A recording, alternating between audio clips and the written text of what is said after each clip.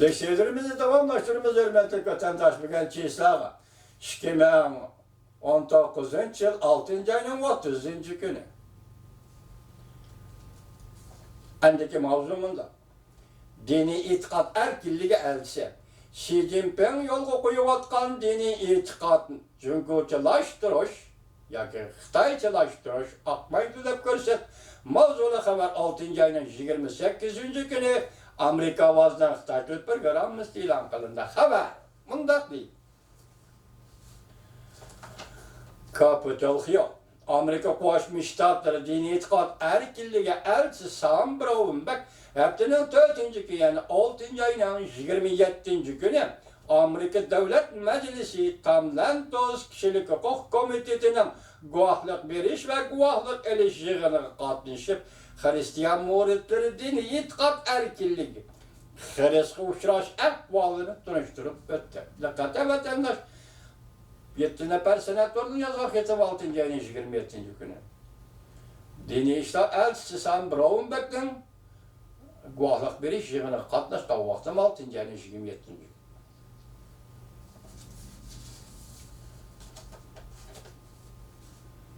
Tanıştırıp öttü. Guvohlik berish yig'in diniy e'tiqod erkinligi elchisi Sam Brownback Beijing doiralaridan diniy e'tiqodni cüngüçülaştırmak, ya'ni Xitoylaştırmak, Xitoyçılaştırmakçı bo'layotganligini, lekin diniy e'tiqodni hukumat ramkasiga elib kirgili bo'lmaydiganligini, e'tiqodning mustaqil shaxsga xos narsa ekanligini ko'rsatib o'tdi. Davlat Majlisi Tamlan To'z kishilik huquq komitetining o'rtaq raisi Christopher Smith, nopozliq arbab Christopher Smith guvohlik berish yig'inida mundaq ko'rsatdi. Jungoda diniy e'tiqod erkinligi uchragan besim mislsiz darajaga yetdi. Men Davlat Majlisida 38 yil ishladim. Nurg'un qonun o'zgartirish loyihalari, qonun loyiha va qarornomalarni ma'qulladik. Diniy e'tiqod va kishilik huquq to'g'risida shunda ilgari surdik.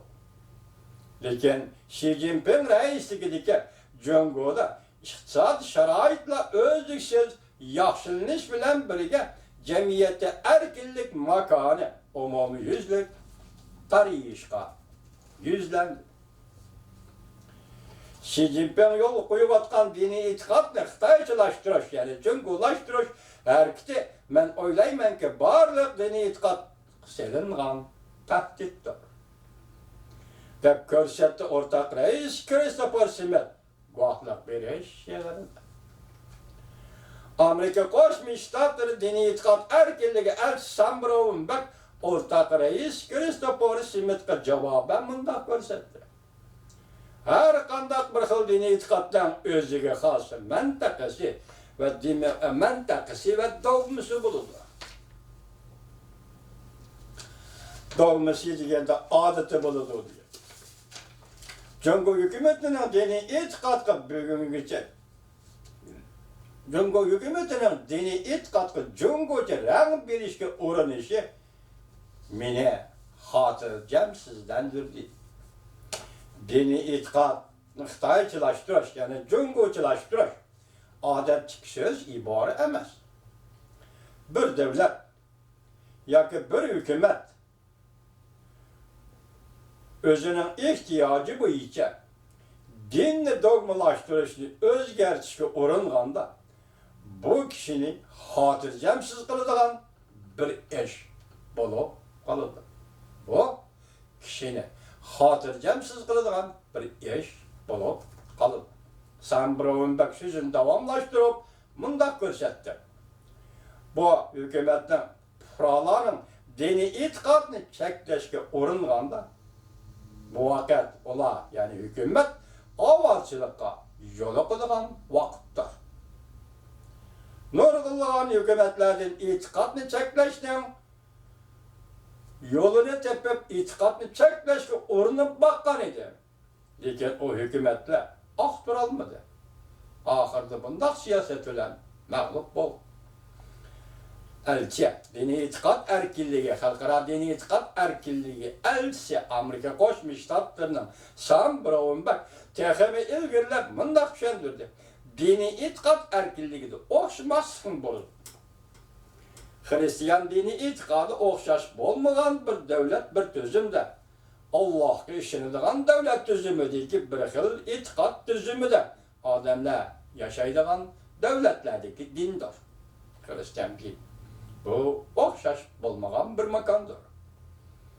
Amerika Koşmuş Ştatları Devlet Mahkemesi 6. ayının 21. günü 2018 yılı halkara dini itikat erkinliği doğrusu ahvalı doğrusunda dokulat ilan kıldı. Dokulatı dini itikat erkinliğinin halkara ahvalı şerhilendi ve Amerika'nın dini itikat siyaseti düşendirildi. Dokulatı dini itikatını çekilgen cungu tenkit kılındı. Hem de məxsus bir bab acıratıb, Cungo'nun Şinjan'da Uygur Müslümanlarına besim işletkenliği bayan kılındı. Amerika Koşmuş Ştatları dini itikat erkinliği elçi Sam Brownback mındak gösterdi. Şinjan meselesi halkara cemiyeti her kaysi Allah halklarının dikkatini tarttı. Müstemlik Uyguristan meselesi halkara cemiyette her kaysi Allah halklarının dikkatini yüzüge tarttı. Ben müşahitinin ahırında oturgu çıkıdığan, bütün dünya dikkat kılıvatkan Osaka 20 devlet yığını mezgilide ötküzülüdüğün Prezident Trump bilen Xi Jinping söhbetide Cungo'da dini itikat erkinliği meselesinden ortaya koyuluşunu ümit kılıman.